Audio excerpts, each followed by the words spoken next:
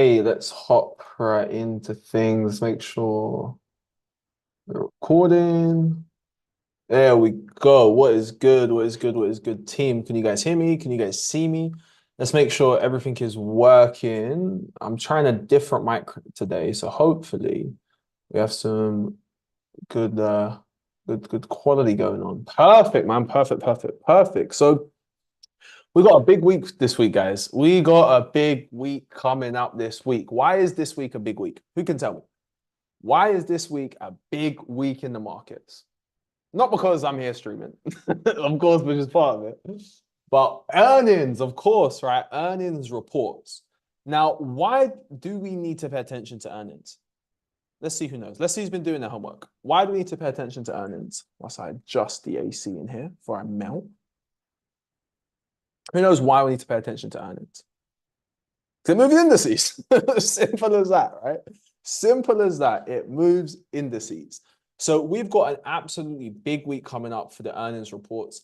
Obviously, you guys see it in the chats. We sent all the articles, so there's not really too much else to say. I'm going to be waiting for market open, like we do, which will come out in what's the time in UK now? 1.5 hours at market open. I want to see how indices react.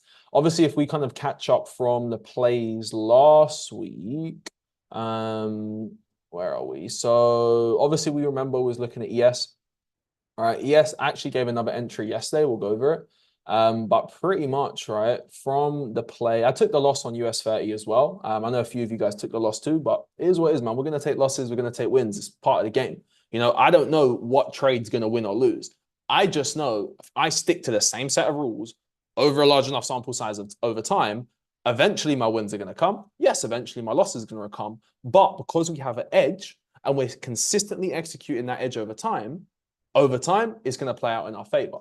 So again, what we're looking at here, right? Obviously, ES came into our last redistribution as well. I would have preferred it coming a little bit higher, right? Obviously coming off to 50, but nevertheless, we did kind of mitigate this prior little redistribution. Obviously, it wasn't the reload because it didn't cause anything, but that's why I sort of like, if you pay attention, we go to a lower time frame, looking at this little distribution inside of it. So for me, how I was kind of looking at this was like the main trading range for my distro. This was pretty much my up thrust, and this was my UTAD. And there was also a micro in here as well that we could validate.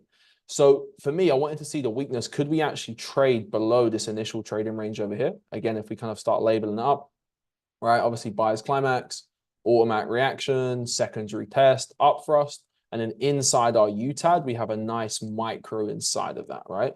So if we kind of drop down, right, to the lower time frames in here, all right, we have a beautiful micro distribution, all right, coming up here. Obviously, climax, automatic reaction, secondary test, minor sign of weakness. Up thrust, obviously, this was a type 2, so we need that major weakness, right? We need price to fully exit the range on this thing.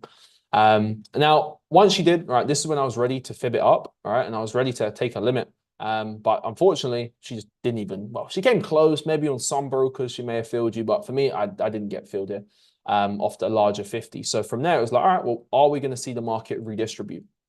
And we did, right? We ultimately saw that nice redistribution. We can see our accumulation. We can see our distribution. We can see our shakeout of weak hands, followed by our sign of weakness. Now, initially, right? Initially, you guys remember in the chat, right? I've wanted this bit to fill us, right? When she come back up here, right? And she missed me on my broker, bro, by literally a hairline. So I was like, fuck. However, why are we not going to delete the limits, right? Why are we not going to delete the limits? Why did the limits stay on? Let's see who knows. Why did the limits stay on? There's two reasons. If you don't know, that's fine. That's why we're here. We're here to learn. But why can we keep the limits on? Yeah, of course it's still valid, but why? Why is it still valid? Didn't come into demand. Not so much, but that is important. You're right. But that wasn't the reason why I kept the limit, right? Ultimately, what Jay said, right? It didn't break the line in the sand. So obviously we know when we're seeing our market cycles and we're seeing redistributions, we want them to be a similar size in terms of duration, right? Like when I see the size of this redistribution, for me, this didn't like, just because you traded a little bit lower, did this and go lower, we didn't create another redistro that was equal to the one we just printed. So my line in the stand stays here. Does that make sense? Because we didn't create another redistro that was equal to this size and the amount of effort that went into this redistro, there was no need for our line in the sand to change, right? In terms of our market cycle, it was distro into a redistro, and obviously this was the leg that our redistribution created. So when she comes back up just before power hour, right, that was when she fills us off to 50. And then from there, obviously targets, right? Main target for me was going to be this new low over here. Once you took this low, I personally just closed half of the order. I mean, again, nothing super crazy. This was at a 1 to 5.5, so I closed 50%. And then from there, I was waiting to see, can she actually come and sweep these lows to the left? All right, and that was been my next target where I would have closed the rest. Ultimately, she doesn't. She actually comes up. She gave another entry though off this redistro yesterday. All right, so I will go over that really quickly as well. I don't know if anyone saw the entry she gave yesterday, but yeah, obviously once she created this low, that was when I was out half of the trade, and I literally was just waiting to see if this new low can be broken. Ultimately, she didn't, so it was like, I'm not going to close any more of the trade. Obviously, coming into yesterday, right, she attempted to give a distribution, but I wasn't really convinced off the distro. What I liked yesterday is the little redistribution she printed, right, just after the open. So we obviously had the open at 2:30 UK time, which was here. And I like this little redistribution she printed. You know, you can see she attempted to distribute, but for me, there wasn't really enough organization in this to actually come in and validate this, because for me, this is my first change of character because it gives the larger pullback than all the other pullbacks. Like if you look at this pullback, you look at this pullback, look at this pullback, they're all very equal in size. And obviously this was our larger pullback. So because that was our larger pullback, that's what kind of validates our buyer's climax to our automatic rally. So it was just a case of, okay, cool, right? We've got our 1 drive, we've got our 2 drive, got a 3rd drive, but we didn't obviously get, you know, the UTAD with that. So I wasn't really interested in that. But when we came to the open, I did like the little redistro she gave. Obviously, it did mitigate the manipulation. You know, we did have a nice micro in here, followed by the redistro. Now, I wasn't convinced just to have a limit of this AE here because we didn't break this reaccumulation over here to the left. Right, so how did we play it? Well, that's why I waited for a micro in here. Now, if this redistro over here, if she did that and she broke this demand to the left all day long, I would have set a limit of the 80 and just said whatever it is, what it is, and just leave it and let it do its thing. But because she didn't have that cause and effect, I needed to see proof of supply in this area. Right, I needed to see proof of supply in this area. And what did we get? So we can drop down to a lower time frame. And again, this is just absolutely textbook. Like, I mean, it doesn't really get cleaner than this. You know, what does she do? She obviously comes up, gives our trading range, 1 drive, 2 drive, 3 drive, 4 drive, up for us. Well, technically UTAD. This was technically up for us. This was our UTAD. And obviously we then got our sign of weakness. So upon the sign of weakness, I just fibbed the whole thing. I couldn't be bothered, honestly, offsetting off the 50, offsetting off the 80, because I'm sitting there on a 5-second time frame, bro. Like, I'm going to get fucked by... Literally going to get fucked by spread, let's be honest, on the sell side. So I just said, you know what? Off the 50, stop above the high. I'm good at this point. You know, going to my first target was almost a 1 to 6. And again, on indices, quick scalps, considering we're in another trade on this as well, this was good enough. You know, I didn't like need a mega risk to reward. In terms of targets for this, obviously, ideally, I wanted to see it come and sweep this low here. But who remembers what we spoke about on last week's call about gaps? Who remembers what we spoke about last week's call on gaps? What does a gap mean? What does a gap represent? And how can we use that in our trading? Yeah, potential POI, right? And it does love to fill the gaps. Now, I wouldn't use... So, Jonas, we have to be careful with that. Like, we never want to say that, oh, price will be magnetized to one zone. We want to follow the cycle of the schematics, because I used to think price has to take liquidity, and I'll see equal lows and I'm wondering why they're not getting taken all the time. Price doesn't, it will never always be magnetized to a zone. It's always trying to do is seek and destroy and rebalance itself. But if we can identify a gap as a devil's advocate position or in confluence with our levels for supply or demand, these can be another point of interest. Yes, 100% a strong POI. So in terms of like trade management for this, I wanted to see the top of that gap just to take some partials off. Oh yeah, okay, cool. Yeah, it can. Again, it can leave a gap for a year, you know. You don't want to be trying to chase the gaps, bro.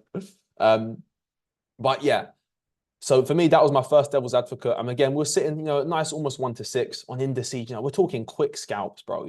She's going to almost a 1-6 in how long? In what, like 50-minute candles, 1, 2, 3, like an hour. I'm happy with that. And then from there, obviously, I wanted to see, okay, can we come take this low where I can close some more volume? And I wanted to see it, can we come and take these lows? And this would have been beauty, beauty, beauty. But this is the reality. For me, I just closed 25% on this specific trade, bro. I just closed 25 on this one because I was still waiting to take this low. So I would have done 25 here, 25 here. Then I would have had 50% open. And I would have then taken another 25 at these lows, bro. And I would have left that final 20% to continue running. Yeah. If I wasn't in this prior trade, I probably honestly would have just closed half of it at that point, to be honest with you. But obviously, because I was in this one, I already secured 50%. I was like, you know what? Like, I'm good. Because I thought it could have a lot of potential to come lower. But this is just reality of trading because look what she does next. All right.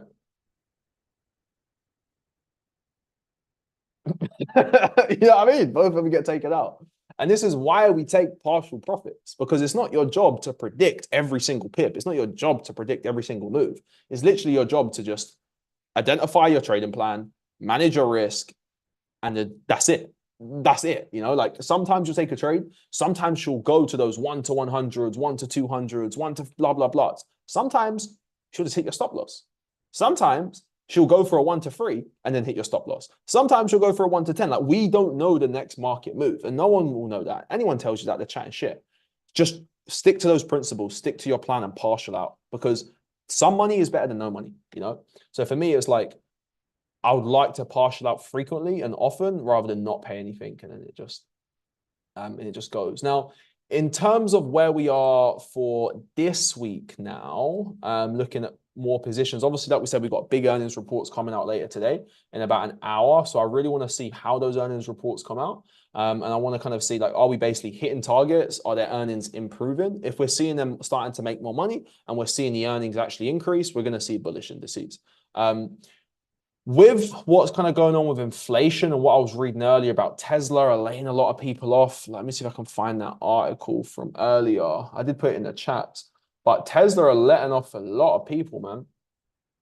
So their labor market is getting hit. So I don't expect a lot of positive earnings. But again, it's not my job to predict what's coming out. Where is it? Was it on this dog? Was it on this one? Let's see. Where was it? Was it on this article? No, I think it was the other one. Let's check. I think it was this one.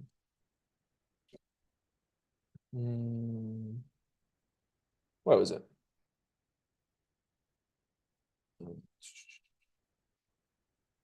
Where was it gone? Aha, here we go. Yeah, they've laid off more than 10% of their global workforce. So Tesla are taking a hit right now, man. Yeah, they're taking a hit. So realistically, again, it's not my job to predict what's going on with these earnings reports. I'm just going to react and create my F10 scenarios. As long as we basically keep seeing, because what do we know right now? We know inflation is up in the US, right? And we know that rates are going to be high for longer, which is another reason why we're seeing this pullback, right? Which is obviously higher rates are affecting the labor market. That's why we're seeing a lot of kind of poor performance from the S&P, the NAS, and the US 30 as well. So as long as we basically just keep printing that theme, where we're seeing basically earnings come out pretty poor, to be honest with you, we're going to be looking for continuations of sells. I mean, ES is still at the POI. It's just where it is right now, it is just nothing clean for me. Like we kind of tried to accumulate during London, but there's really not a whole lot I want to do with this right now. I mean, ideally, I want to see if this could be a larger distro, perhaps, maybe like a 1 drive, a 2 drive, a 3 drive manipulation. And then can we micro up here, right? If we can micro up here, I'll be a little bit aggressive and play something in there. But ideally, look for something like that later today. We've got the open coming up in about an hour, which will probably see a large manipulation. Now, US 30 is given a little bit of strength of this. I mean, it did accumulate. So I'm going to kind of look for, again, this is tentative. It depends on what the earnings come out. If we're seeing companies smash the earnings reports, we can see bullish indices. It does make sense.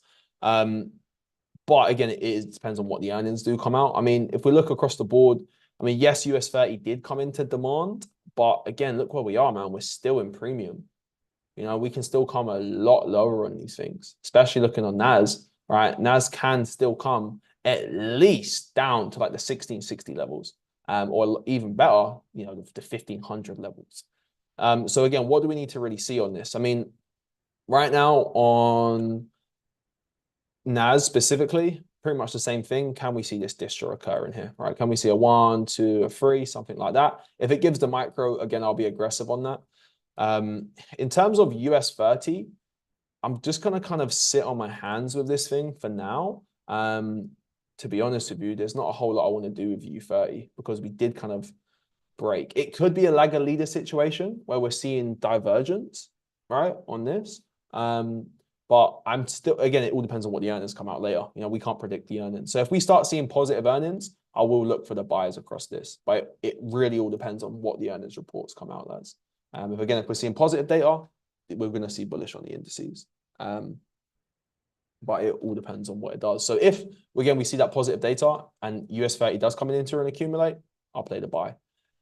Again, the way it's looking, probably continue the sell-offs to come a lot lower to discount. How can you tell if it's a leader lagger situation in this situation? No problem, bro. So in this situation, well, if we're playing the bearish narrative, right, it's US 30 that's technically lagging behind, but there's just nothing clean to trade on the screen. So out of these two, I'd focus more on probably ES and NAS. And then how I'd kind of figure out who's the leader and laggard is pay attention to, like, firstly, the daily percentage drops.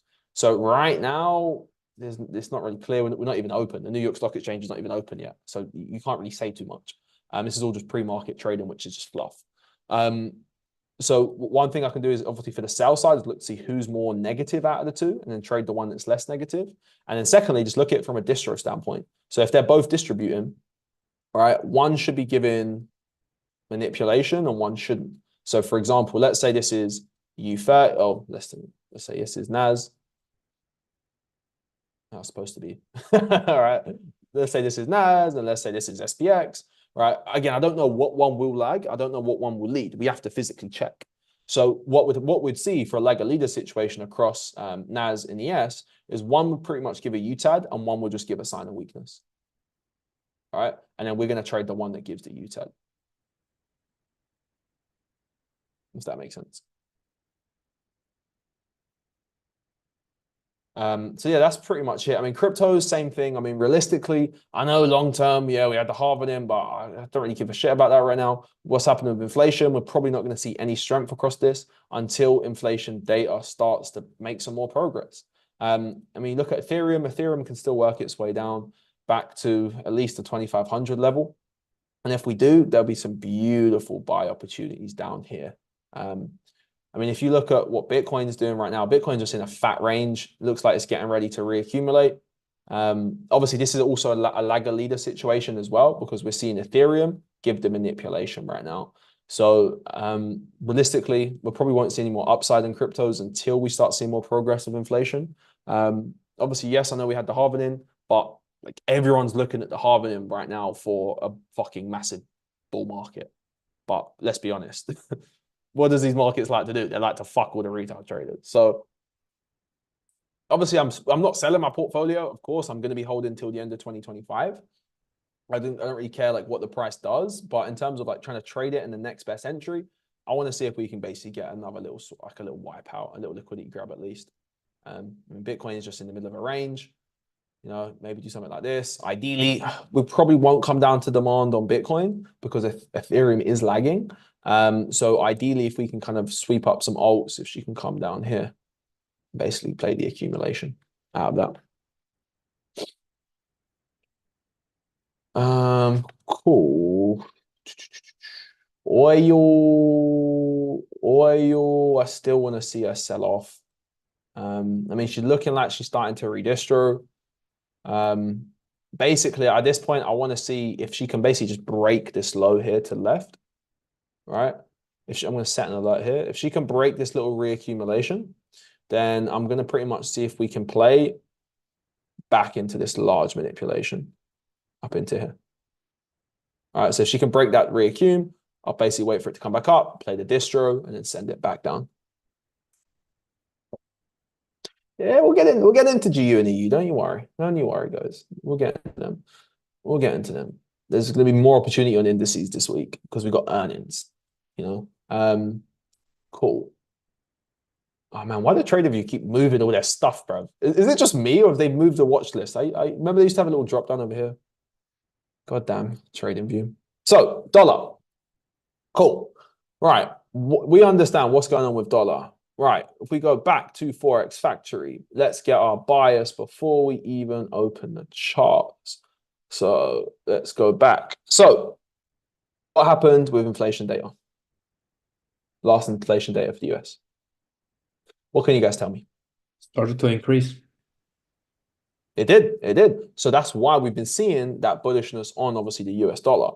And when is our next data release? Next month on the 15th. So realistically, on dollar, any sort of sell-offs is probably just going to be short term. Realistically, like I want to see if we can get a short-term sell-off down to demand. And then obviously it depends when this happens. But right now, inflation is still obviously coming lower. Sorry, still going higher, which is going to mean that this is going to be bullish long term.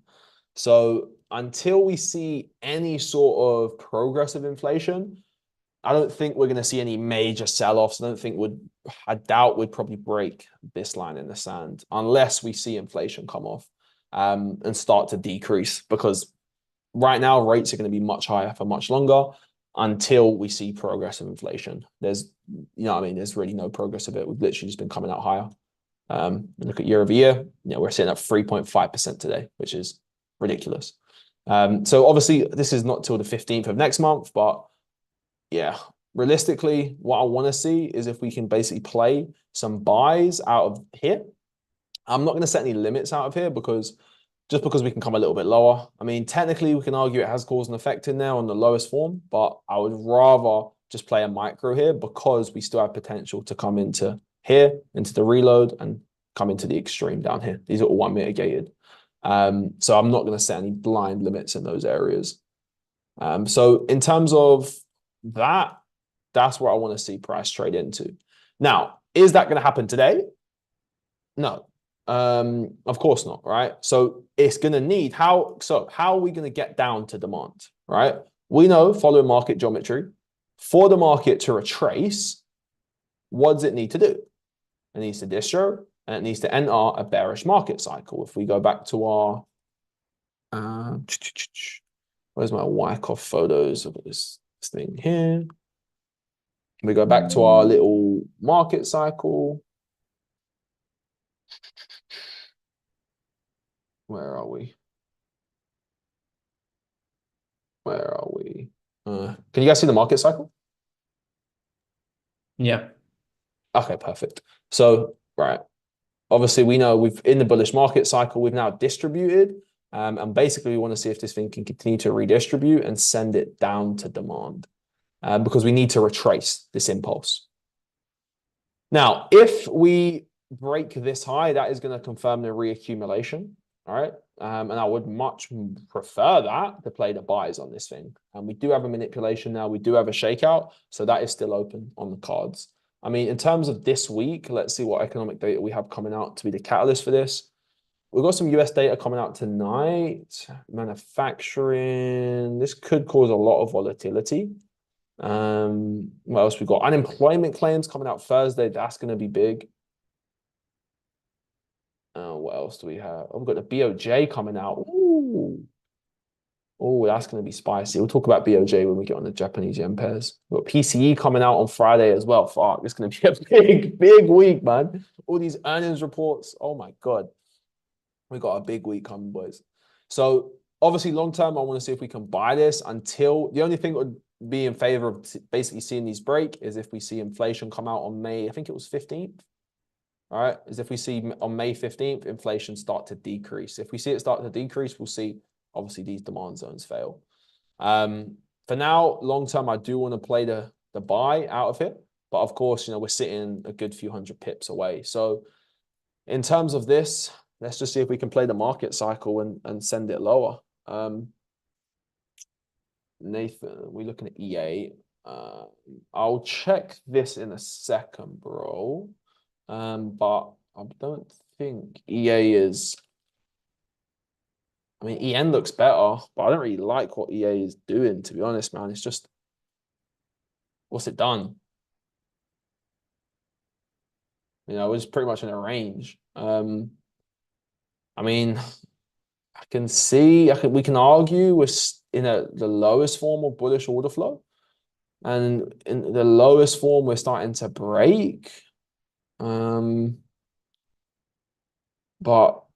buying out of here, considering where we are on a higher time frame, I don't know, man. It doesn't look too clean. We're just in the middle of a range on this. I've got an alert set of 163,200. I want to see if we can come down here to the extreme. If we can come down here and accumulate, I'm definitely in. I mean, we can check EN. I think EN did look a little cleaner. EN did look a lot cleaner. I'm going to look at EN down here, but we'll kind of get into these a little bit later in more detail. Let's just go through the rest of the majors because there could be some plays on EU and GU today. If we print a distro and read distro, would you counter trend trade it? Yeah, for sure. All right, counter trend. I'm not just going to short the distro unless I'm in the hedge buy. I do have some hedge buys on GU, but I'm not taking any volume off them because I've already partial a lot out of them. If I take any more partials, it's just not going to be worth it. So on this, I want to see if it can confirm the redistro. Now, EU has confirmed the reaccumulation. All right. So what I want to quickly double check is Euro futures. And let's see if Euro futures confirmed. If Euro futures hasn't confirmed, then I couldn't care less about these today. Let's see. Oh, yeah, I mean, Euro futures did confirm the reaccumulation. Would like to see a bit more weakness across the dollar, though. But nevertheless, we did confirm the reaccum. I would like it to come a little bit lower if it can. And we've got a nice little reload here. I would prefer this to come a little bit lower, ideally, like somewhere down here or off the 80 in here. I mean, obviously, our line in the sand for the reaccum is going to be here. I don't want to be super aggressive on this thing just because of the fact that DXY hasn't confirmed. But we did get a little type 4 in here. So I will monitor price when she comes into this zone here. I mean, it's a little bit aggressive playing off this. But let's see what the risk reward is.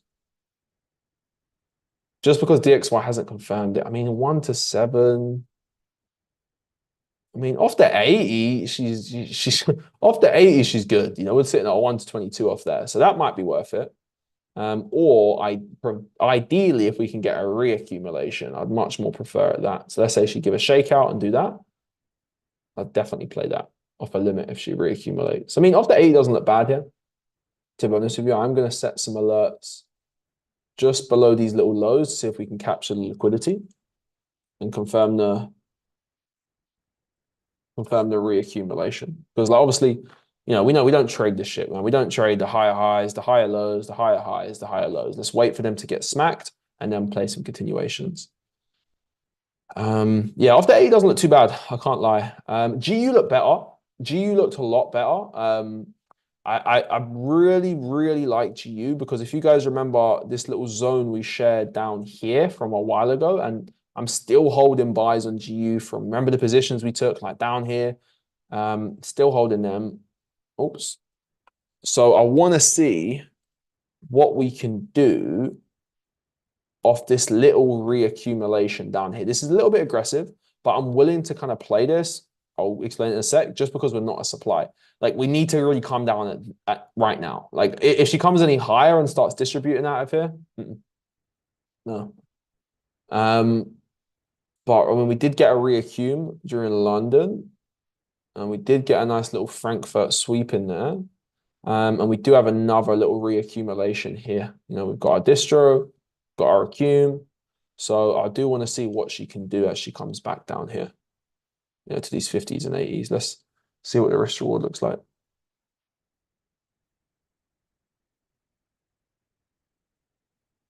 Again, after 80, she's pretty clean. I mean, the 50 is not the worst. Send that up to 50. Let's check pound futures real quick. Just to see what we can see anything different.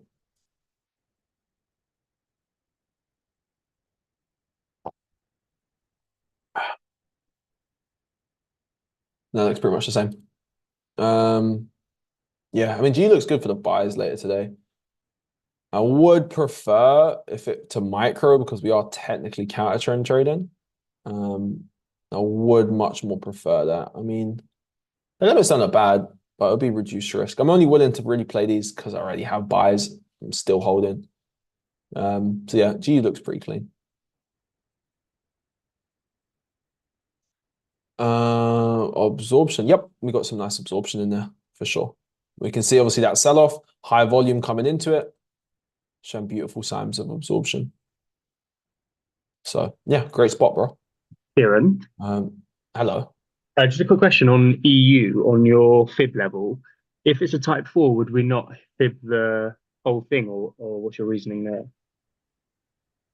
Type 4, type 4. It's a little bit subjective how you want to perceive it. Because technically the majority of our trading, I mean, it is technically a horizontal trading range. For me, I just like to fib the last manipulation. I mean, you can fib both, especially here. Like I'm trying to get a nicer risk reward just because, well, we are counter trend trading. I want to increase the probabilities of the risk reward. But after, like for me, off this last manipulation is good enough. I mean, you can measure the whole thing if you really want. But for me at this point, I don't really care about not getting filled. I'd rather, if I'm going to get filled, rather get filled in something that's worth me risking my capital. I mean, technically, you can come in, fib this if you really want and get really precise. But yeah, it's entirely up to you, bro. Just check the risk rewards and see what just makes sense for you. Like for me, there's not much of a difference in terms of the entry, but the risk reward does make it a little bit better. So that's why I just fib this because this is my last manipulation. Okay, thanks. Like that, yeah. Depends. This comes down to personal preference. What do you value more? Do you value risk rewards and getting filled less, or do you value getting filled more with smaller risk rewards? Especially on a forex pair, I value getting a larger risk reward personally. That's just personal preference. But if anything, I prefer GU really than EU. But I'm going to monitor both of them and see. Oops, I need to delete that. Come back. Where did it go? Oh shit, what did I delete on EU? I'll put that back. So let's see. I mean, the 80 looks clean on EU. So we'll see what we get. So what do you need to see to set this? I mean, this is good enough. We can set limits on this. But I mean, I would rather it accumulate and play something off that. So for me, I'm just going to reduce the risk on these limits and I'm going to wait for full risk on this, basically. We have cause and effect. And what I like is that this was the attempt at the micro accum in this reaccum as well. Again, in terms of our daily cycle, pretty textbook as of now. We've seen, you know, Asia create the liquidity, London printing the higher low today, and then New York coming for a continuation. So let's see how this plays out. The only thing kind of making me a bit hesitant about that is the fact that dollar hasn't confirmed the redistro. That's the only thing. That's why I'm like saving a little bit of the risk for the micros. I don't want to throw the whole house at it. Yeah. So let's see what she does with that. Gold and silver. So silver redistributed like we explained last week. Gonna see what she does up here. Again, I'm not super eager to catch the top off the distro. I'd rather see if she can redistro because it's counter trend and then play something like that, to be honest with you. In terms of the buys we spoke about, I mean, again, that's not going to happen for a while. But I'll still have those limits off that when they come down. I mean, I don't have them right now active because it's not going to happen today. Like realistically, once my alert at like $25 an ounce goes off, then I'll start putting those limits back on there. Yeah. Goldilocks. So Goldilocks, this redistro looks pretty clean. I mean, we can see gold is attempting to accumulate. All right. So there's really two things. Either this is the accumulation to retrace us up to supply, to then roll over, or for the short, or it's the accumulation to give us the manipulation to redistro. So at this point, all right, I'm going to set an alert just below the 50. So I can be notified when she comes up there. And I'm also going to set an alert on the spring of the accum in case she redistributes. And if she redistributes, I'll just play the mitigation of that. So for that redistro, she needs to do this, needs to do that, needs to do that, and then play that essentially. But I'll be looking off the micro inside of that. Okay.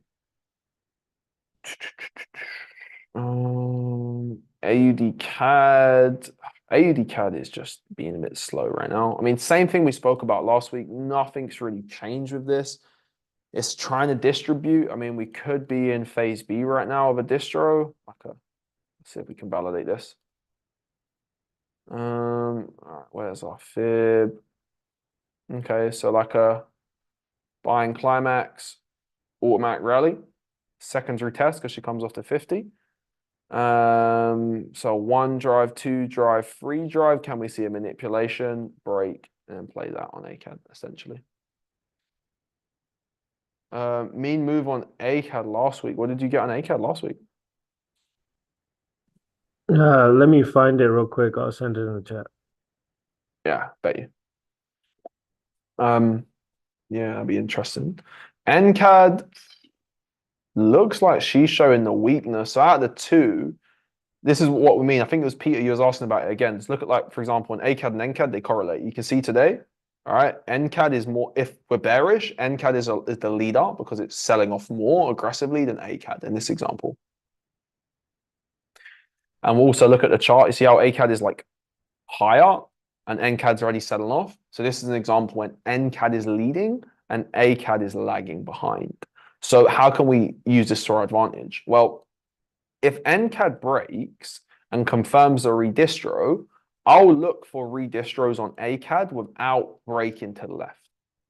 So if NCAD does break these lows, I'm going to set an alert on these.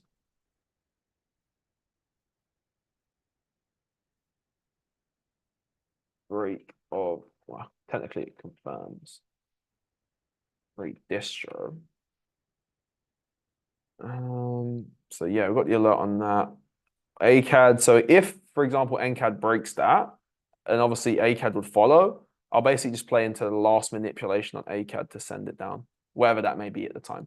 But again, it's still early days. NCAD is just diddling in the middle. It's not really doing much since last Friday. So we just need to really see and let it play out. See if it can come up. I think we've got Australian dollar news coming out this week. Yeah, we've got CPI coming out tomorrow. Inflation data for AUD. So that should give us the volatility we need. I'm still looking for shorts on. There's nothing that makes me want to buy these pairs. Especially like what's going on with China. China's still fucked. There's no real reason for these to have demand right now. Yeah, I mean, if anything, I've still got my alert here. Basically, can we get the manipulation? If it gives a micro, I'll be a little bit of aggressive, reduce risk. But ideally, I'd want to see that on these. Did you get that trade, bro? For, I think it was ACAD you said? Yeah, doing final markup. I'm gonna send the POI and then the smaller time frame. Give me a minute. All right, cool. Just let me know when you've sent it. I'm gonna check. CAD Chef is looking good. CAD Chef has took that liquidity. It's in supply now. Question is, are we gonna see enough weakness on this thing? Not seeing a whole lot of it. I mean, like, where are we? So let's see. This might give something today or tomorrow. So like what I'm seeing here is, okay, you know, they've tried to distribute it. They've tried to micro it, but they just failed every time, right? And the sellers are just kind of losing steam on this thing. The market's just getting pushed up and up. That was because we had to take the liquidity to the left. Now we've took the liquidity. I want to see if we can react off this little micro in here and then maybe play the redistro. The reason why I'm being a little bit hesitant is because this could be our change of character for a 1, 2, 3 drives like this to do that, right? Just because, like, I'm not seeing a whole lot of sell pressure in these movements. Like, if anything, the sellers are getting slightly more and more and more exhausted over time. You know, I mean, do we technically have a micro distro in here of a Frankfurt sweep? We do. Just at this point, it hasn't really done a whole lot because we're still being maintained from this reaccumulation. So I'm going to kind of monitor this today and see, is this going to redistribute, roll over, break? And if this breaks and now we have cause and effect, I'll place a limit off the reload and I'll place a limit off the extreme. If that makes sense for CAD Chef. ACAD's in. Oh, you got it, yeah. Okay, perfect. Let me make sure these limits are set for EU, GU. Cool. Yeah, so I'll see what we do on CAD Chef. Let's see this. The first one, yeah, that one. That's the POI. And then that This was this AD CAD? Yeah. This is last Tuesday, the 9th. Tuesday the 9th. The 9th. Not last The Tuesday, 9th. a couple weeks ago, sorry. The 9th of April, right? Yep, right there, that peak. Oh, where did we trade into? If you Oh, want, yeah. oh, dirty. Hold up. This up here, right? All the way up there, gave a micro. Damn. Oh, okay. Damn, the micro, aggressive play. So how this is? I'm guessing this was your higher time frame. Yep. Okay. And this is your lower time frame. So you was looking at this as the trading range. Yeah. 1, 2. But where's your third drive? Because does this come to the 50? Yeah, I don't think that comes to the 50. Let me go back. It doesn't look like it. Yeah, but more of that micro at the UTAD. Okay, the micro at the UTAD and the fact that if we didn't get the micro at the UTAD and we didn't break this, there's no way in hell I could see myself taking that. Yeah. But because this just throws me off because like what I'll be thinking is, okay, we could do something like that. So this would be one of those scenarios where because you got the micro in here and like if it had the micro and didn't break this, no. But because you got the micro and because you got that, for me, that kind of tips the scale to say, you know what, it's worth the risk at that point. Yeah, and where we're at that higher time frame, 80, that big 80. Yeah, you can be aggressive at the 80. Yeah. Yeah. Good job, bro. That was let me see. Yeah, good job. We're at premium, right to the 80. And what was the R&R on that, bro? That must have been insane. Right now, it's a 41. Damn, bro said 1 to 41, you know. Dude, the low that it did break was a 50. Damn. Yeah, that's clean, man. I mean, realistically on this thing, I don't see why it shouldn't roll over at this point, man. I mean, we might get the pullback. Like, obviously, we're in the reload, but we could come, maybe to the extreme on this, but it makes sense for this thing to roll over. Yeah, good job on that, broski. Really good job, man. That's a good back test, guys. On the, what was the date of it, bro? April 9th, Tuesday. Was in office, so got my hands tied up.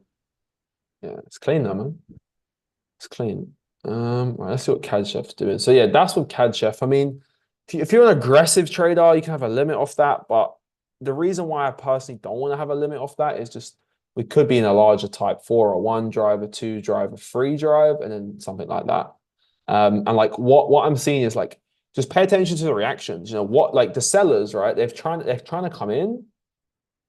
They're pushing lower, but they're just coming into demand and reacting. coming into demand and reacting.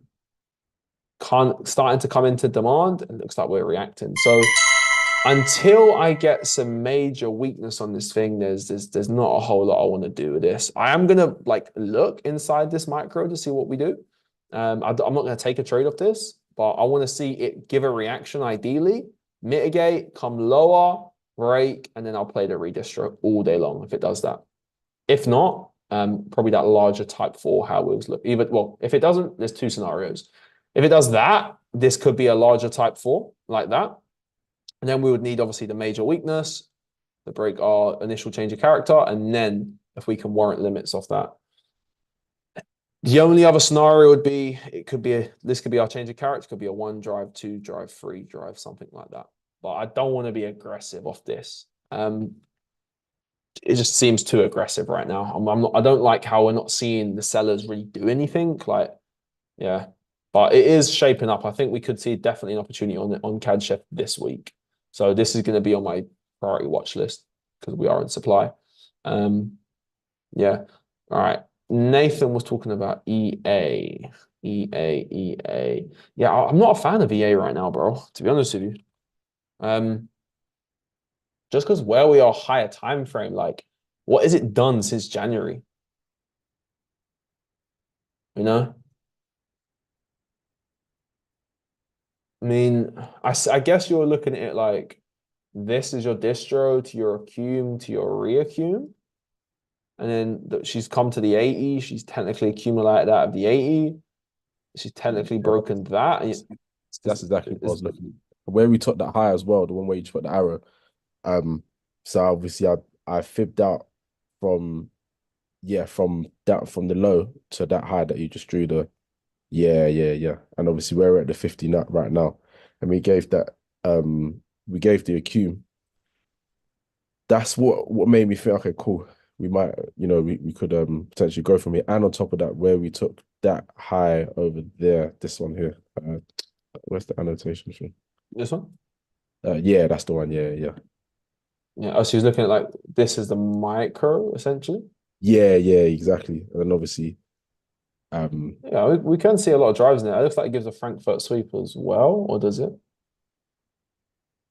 Yeah, I mean, it doesn't look bad. But I'm probably going to focus more on EN just because the higher time frame on this. I think EN just looks a little bit cleaner just because we've got a clear, like for me, it's a more clearer market cycle. We've had we've accumulated, we've had the reaccum, we've had another reaccumulation. I just think EN looks a little bit cleaner from the higher time frame perspective. We've come into the 80. And I want to see kind of if we can basically get a micro in here on EN, which could definitely happen today. And I guess if I'm looking at this on EN, EA correlates as well. So it does line up. It does line up. Just for me in my journal, I just get fucked when I see higher time frame consolidation, to be honest with you, bro. So yeah. But obviously if it meets your rules, follow it. I mean, I'm looking at EN to the same thing. So technically they line up. Yo, Kieran, the last couple of screenshots I shared, do you see that as a valid entry on Ian? I think it was before London. Before London? Not before, yeah. Frankfurt after, like maybe 30 minutes before London. Today? Yeah.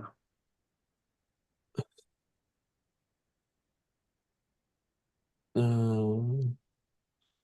are we? So what was you looking at this? Right? That, and then there's a reload right there as well. Oh, that's juicy.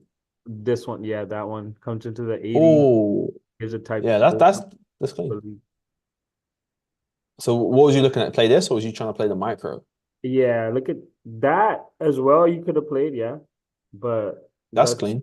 That's that's like Asian price action, right? What you say? But is it?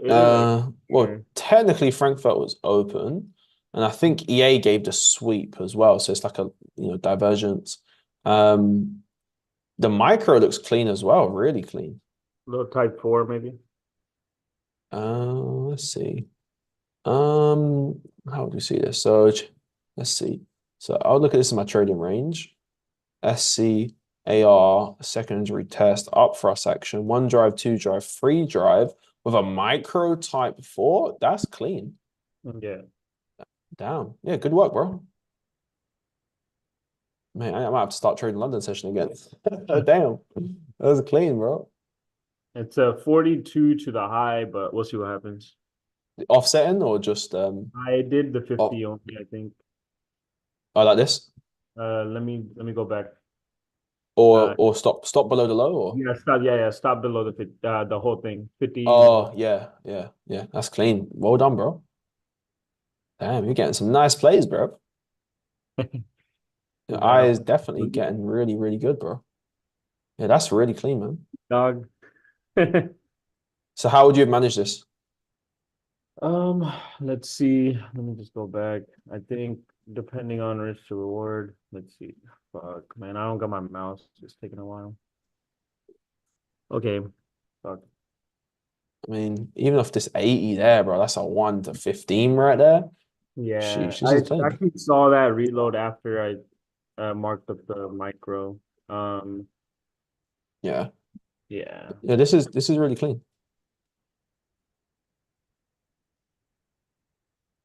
Yeah, that's really, really clean. I mean, something like this, really a 1 to 16, and even went up to a 1 to 26. Half the volume should be closed, at Yeah, least. so I think Asian high would have closed, would have reduced risk at least. Oh, And then today's or not? yeah, today's Asian high closed risk and maybe you take some partials. And Yeah. then So Asian just high, really quickly to pause you for a second, because I remember last time we had some confusion with some people on last week's call. So remember when we reduced risk, obviously this is his entry he took. The reason why you can reduce risk it after here is because the market cycle continues and you see a reaccumulation, right? If it was just a high and then a low, then that's not a reaccumulation, so we can't reduce risk then. But because the market cycle is developing and we see that reaccumulation, that's why we can at that break. So really good job on that, bro. And then you said your next zone with a partial would have been where? let me zoom out. Probably the next Asian high, realistically. Yeah, I mean, you got confidence for the 50 as well. I probably would have Yeah. looked at the 50. Yeah, But that's really clean. I mean, at this point, yeah, half the trade should be closed, and then just looking for that swing high, man. 50%. Yeah.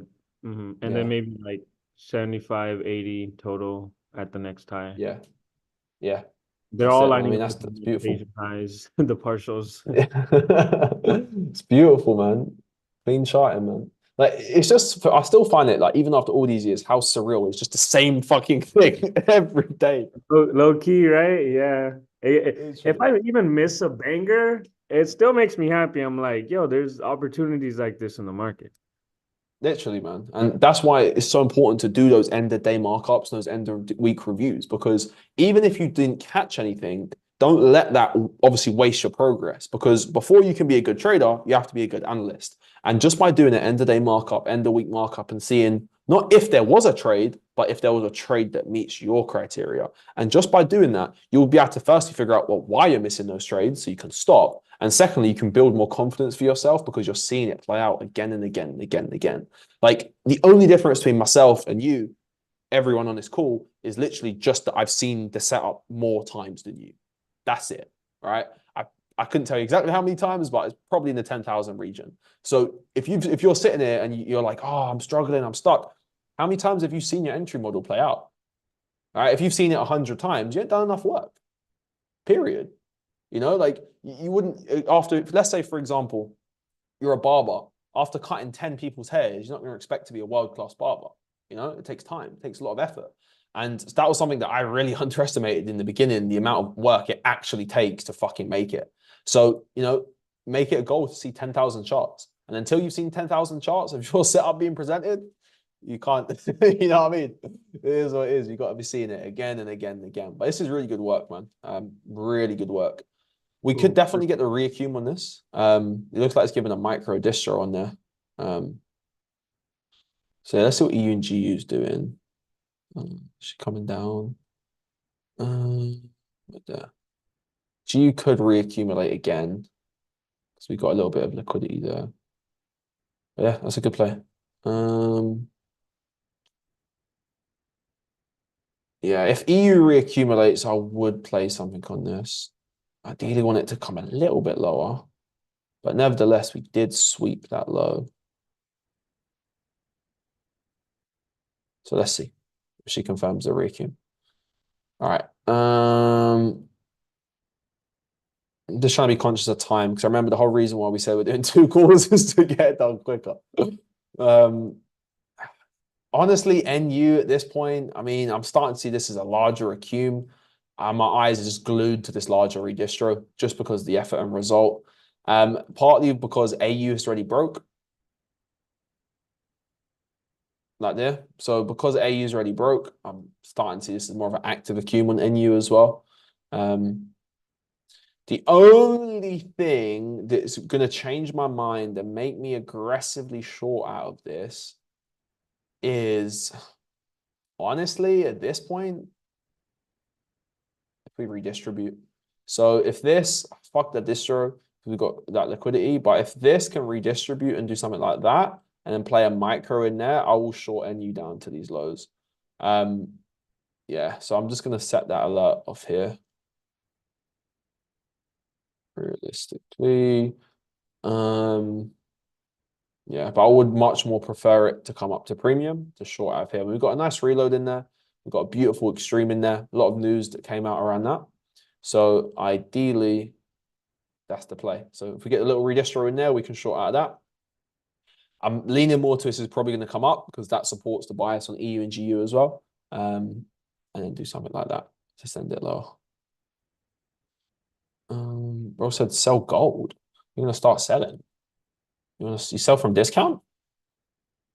You wanna sell from here? In an active accum? You wanna sell from here? I'm good. I mean, again, like if you're gonna buy a car, would you rather buy the car at, sell the car? Would you rather sell the car at fucking 5K down here, or rather sell it at 10K, 20K, 30K? You know. So for me, I'm good. Unless we do that and then that, then I'll consider it. But I'm good.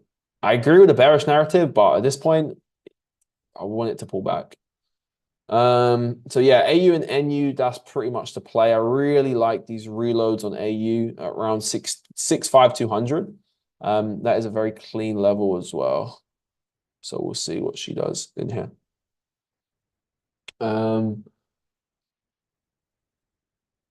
Yeah, so on the bullish side of things, AU is leading. NU is technically lagging. So for the sells, I'd rather focus on NU. Actually, no, I'll take that back. For the shorts, I'd rather focus on AU because for the short side, AU is the lagger because AU is trading higher. So yeah, let's see. EN, we obviously spoke about EN. EN could definitely happen today. I mean, let's see what she does off the AE. It's not bad. It's pretty good, the 1 to 13. But I'd rather wait for the accum down here. If we can get that micro, oh, that would be game time all day long. But yeah, GA spoke about that. A-Chef finally give us a bit of weakness on this thing, bro. So let's see if A-Chef can mitigate our last manipulation. So pretty much trying to see if we can get a distro up in here to send lower. What's N-Chef doing? Same thing, really. N-Chef is cooking beautifully, though, man. Oh, cannot wait to short this thing, bro. Well, I can wait, and I will wait. But you get the point. Would you look to set any limits of NCHEF at the extreme? Of this? Yeah. I haven't looked. Probably not. Probably just wait for the distro at this point. But I mean, like if I had a job or something and I couldn't beat the charts, most likely. What, like off the 50? Is that what he was referring to, or something like this? Yeah. Well, can it be validated?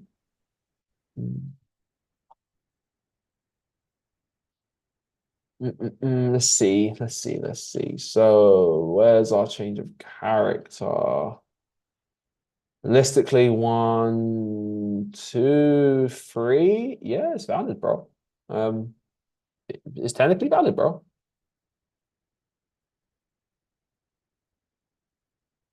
Yeah, for me, just because of like where I am, I don't want to set a limit off that.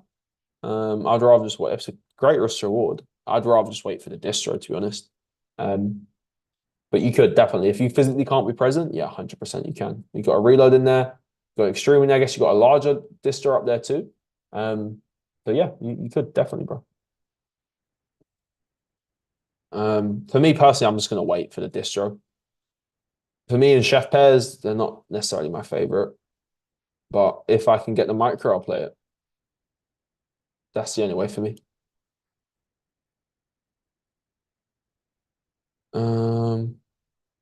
Yeah. You chef. We saw the reaction off the buy zone. There was just no entries in there. But she's coming up, man. This could definitely be a larger distro play now. It's going to take a while, but I mean, it's not the cleanest. But we're definitely seeing sellers show a bit more power as prices coming higher. We're seeing the buyers make less progress and the sellers make more progress.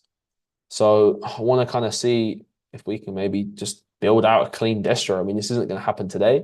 For me, it's not super clean right now, what we're seeing.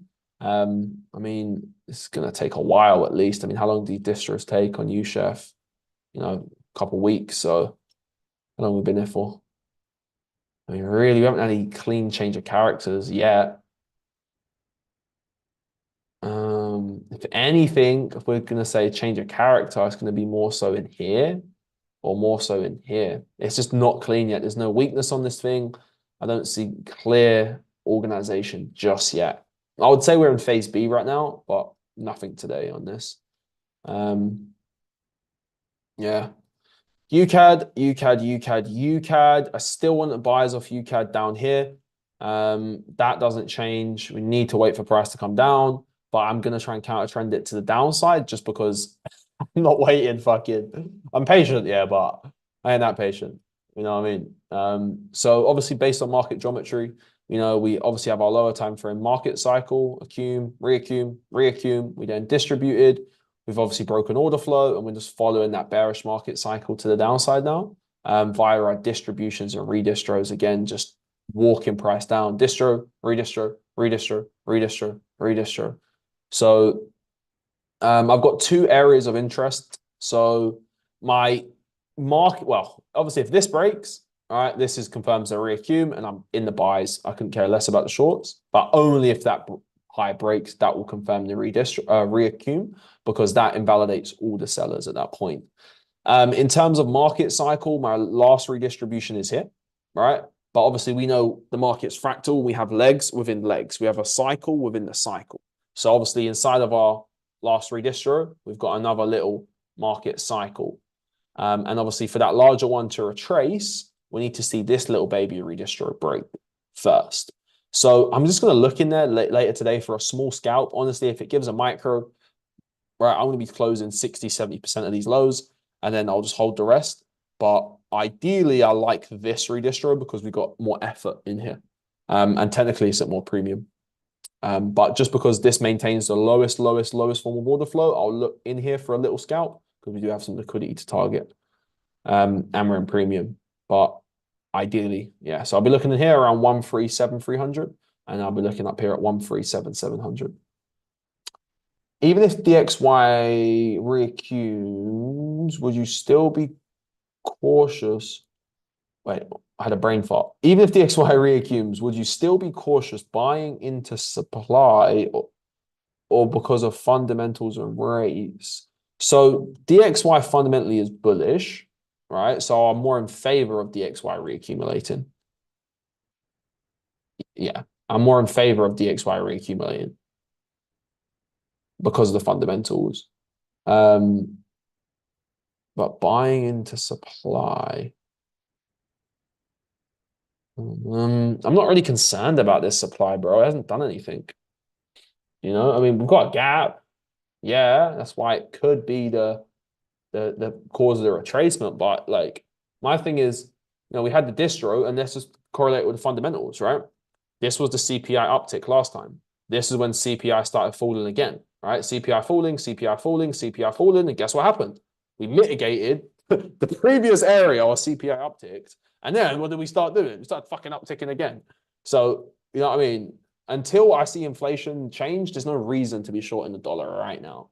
Apart from that, it's just hopium, in my opinion. I think right now, if inflation continues higher, probably we'll see the bullishness long term up to like 110, maybe 112, and then distro, CPI drops, melt. That would be textbook, in my opinion. But yeah, it's the fundamentals that drive the market, bro. So until we see any change of inflation data, I'm still gonna be looking for those buys out of here. But obviously, that's why I'm waiting for the accum as well. I want to see the accumulation down here. What's EUG doing? Can I get my counter trend going in? All right, looks like it's distroing. Will it come down? Who knows? GU looks so much cleaner though. UCAD. Yeah, I want to see what UCAD does up into here. I really like that. Much more in favor of it higher though. But, oh, UJ. We didn't even speak about Japanese yen. All right. So, basically, yeah, we've slowly started to move away from negative interest rates with Japanese yen, right? But we haven't done a whole lot. There hasn't been a whole lot of like we went from negative 10 to positive 0.10. I guess that's not a big increase. You know, it's really not. So if I gave you 0.1% in your glass, like of water, like an extra 0.1%, come on, it's not a lot. All right. So until we start seeing the BOJ really hike, like a little bit more, getting a bit more aggressive with their hikes, then we're probably not going to see any bearishness on this until that occurs. I mean, right now, just follow the market cycle until she says no. That's pretty much how I'm seeing this. Yeah. Unless the BOJ come out and start putting their rates up. I mean, let's say they go to like 25 basis points, 50 basis points, something like that. Yeah, you'll probably start seeing, the sell-off on UJ. But until then, probably just going to see more strength in this thing.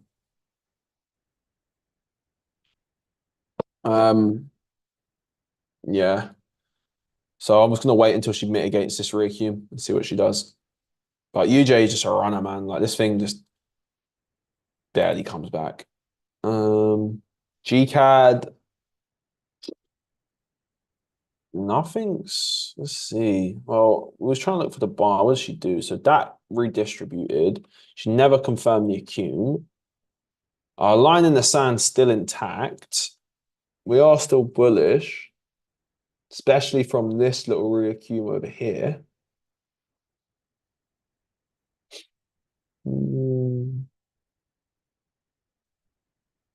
GCAD, come on, bro. Give us something clean. That's an ugly ass accumulation. I couldn't buy anything off that. The only thing I can still come a lot lower, man. She can definitely come and mitigate that 80. Yeah, I think she looks like there's imbalance in there too. I'm not too convinced. I mean, really, if we're being aggressive, right, we'd need to see the reaccum. So let's say she comes up, starts to distro, shakes out, accumes, does that. Then we could play the reaccum on this. Just following the market cycle up. I'm not buying out of that accumulation. It's just trash. Basically just following the market cycle. And then play the mitigation of a reaccum. Unless she does that, I'm not interested in it. Because she could still come down to that 80 and give a larger accum. I mean, this could be a larger change of character for a larger accum, maybe something like that, which I'll also be mindful of. Let's say she does this, this, and this. That would be a great buy opportunity. And then I'll take limits off the mitigation of the spring to take those highs. But again, still early days on GCAD. I mean, like, look how long some of these accums take. We're talking 21 days. We've been sitting in here for how long? One day. You know what I mean, bro? It's like that Ryan Garcia fight the other night, man. You know what I mean? He's going to get knocked the fuck out. So, not buying off that accum. But yeah, that's pretty much it, man, on my watch list. I mean, EJ, nothing clean on this thing. I mean, she technically just created a larger reaccumulation. But it's not the cleanest. GJ is doing a whole lot of nothing. Man, these Japanese yen pairs are being held back. I'm really interested to see what the BOJ, what they talk about this Friday, man. I want to see like what they basically like what I'm thinking in my head is we're not going to see major appreciation on Japanese yen, which would mean UJ to drop and XXXJPY's crash until the BOJ start raising rates more aggressively. So how I'm seeing it is that small rate raise they did recently is just like a test of water. They're just dipping their toe in and basically seeing how the fuck did the economy cope with that. So that's what I want to hear from them on Friday. If they come in and they're like, look, yeah, cool, we're not really phased. The economy didn't really struggle. Nothing really happened by that interest rates, and it's pretty good. That opens the table for a higher rate hike. And higher rate hikes, and they get more aggressive, is going to appreciate Japanese yen, which means XXXJPY pairs should crash. So essentially, I want to see how that first baby rate hike was. If they're okay with it and they get more aggressive, then we'll see the sell-off. But until then, yeah, it's going to follow the market cycle until she says no. Question real quick. Was reading a while back, and I was reading something about them maybe intervening if USD JPY goes over a certain amount, and it's like way over that now. It's like what 150? It's like 154, almost 155 now. It's like them intervening. Is it just them increasing rates more aggressively? Like Pretty much. Yeah, right. Mm-hmm. Yeah, I mean, this thing is just not stopping. Let's see what JPY futures. Yeah, this thing is crazy, man. Bro, I'm so pissed I closed my trade. Where was it? Oh, I should have held this thing. Where was it? Oh, bro, I should have held this thing. I closed this thing out, mate. Oh, sad face. Whoa. That was the last time I took a trade on this, bro. May of last year. Yeah. It's just been running away from me since then. Yeah, she's literally been running away. Not been given any entries. But let's see Japanese yen futures, because what they could be doing on Japanese yen futures is coming for the all-time lows. Because if I'm not mistaken, they didn't take it. Oh, maybe they did. Oh, they did now. Okay, now they did. Okay, now they did. That makes a lot of sense. So yeah, let's see, man. What Friday has in store for us. Yeah, things just bearish until the cows come home, pretty much, man. Until we see that change with the interest rates. But that's pretty much it. I mean, from my watch list, anyone else got any currencies you want me to look at or anything else? I mean, this is my low priority watch list. Oh, wait, hold up. Oh, wait a minute. We might get something on CAD-J. A look on CAD-J. She accumulates down here. Chef J.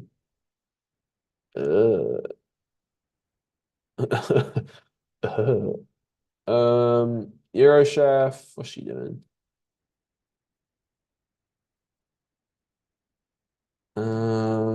One drive, two drive, free drive.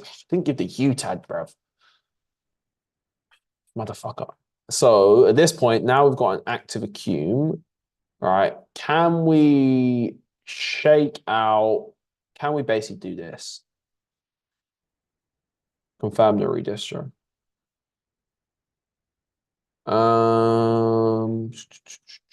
Can we go over? We did, broski. We went over GJ and gold. Did you not hear?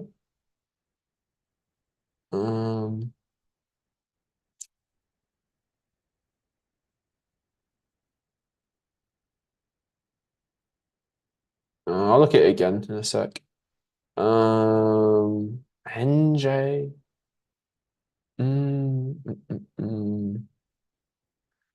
AJ.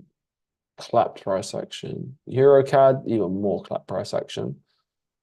Secondary watch list. I don't like these watch lists. USD's up. Oh, wait there.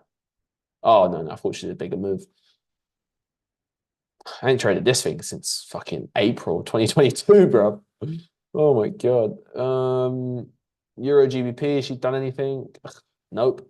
Just a bunch of nothing. G Chef has done anything? Ugh.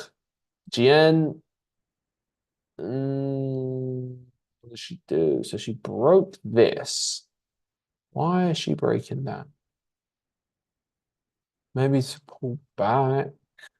I really don't like it. And AN, she finally confirmed the. Ugh, bro. When AN finally confirms this accumulation, we're gonna get the biggest position trade of our careers, bro.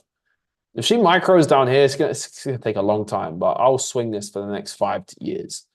Straight up. I'll probably have to open a whole account just for this one trade. Yeah. This could be if that happens. But yeah, that's pretty much it, man. I mean, main watch list this week. Obviously, I want to see if we can get the buys on EU and GU. Ideally, GU looks the cleanest. I said USD ZAR. USD ZAR did have some clean price action, bro. It actually became one of my favorite pairs. And then it just hasn't done anything. Once it became my favorite pair, it just hasn't done anything since. I was like, oh, you fuck up. Yeah, but bro, there's so many pairs you can trade, man. You can trade like US dollar, Turkish lira. You can trade like the Thai baht. I physically real life traded the Thai baht. It's so amazing. Like I moved to Thailand yeah, when the exchange rate was so good, or so bad, and now the pound's getting so much stronger against the Thai baht. So I'm doing real life forex here. I did the same thing in Indonesia as well. It was lit. Yeah. So pick the country to live in where your currency is going to appreciate. All right, GU. I want that micro, man. I want the micro. But that's pretty much it. I mean, indices, we've got earnings coming out soon. I've got the open in about 10 minutes. So pre-market, we're trading up. Maybe buy the rumor, sell the fact. Still a bit early. But yeah. Oh yeah, you asked for GJ again.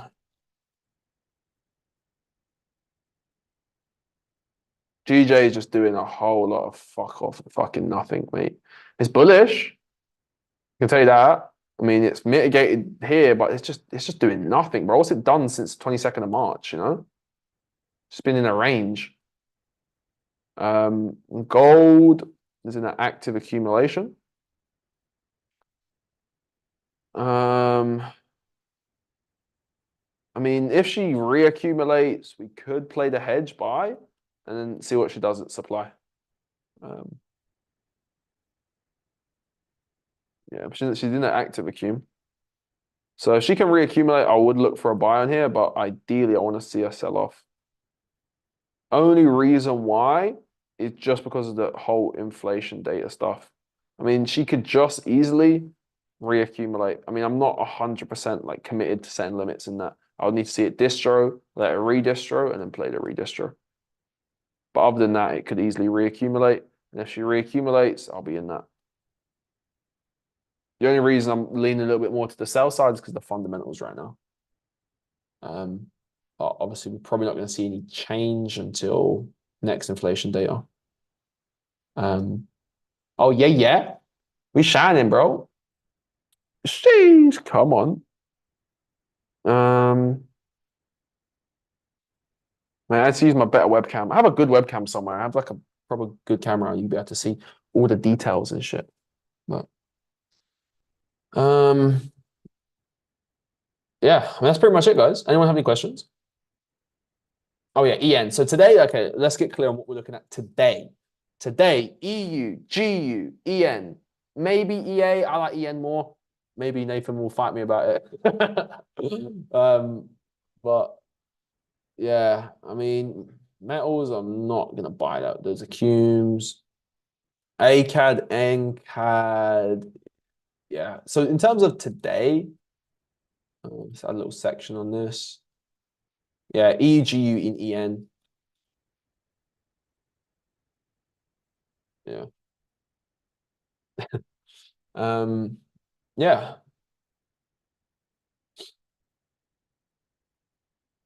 That's pretty much it.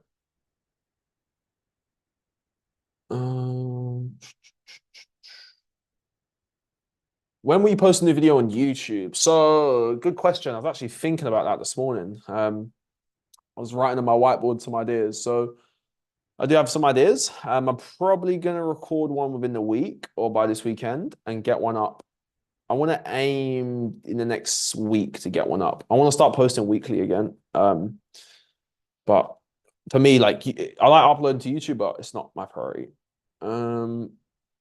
We look at your AUD. We already checked that. You can't click the button to execute. That's your struggle. Press the button, bro. Set limit orders. Like, if you can't press the button to trade, you're putting too much pressure on yourself to be right and wrong. Like, you got to change your focus, because here's the thing, that's not your fault.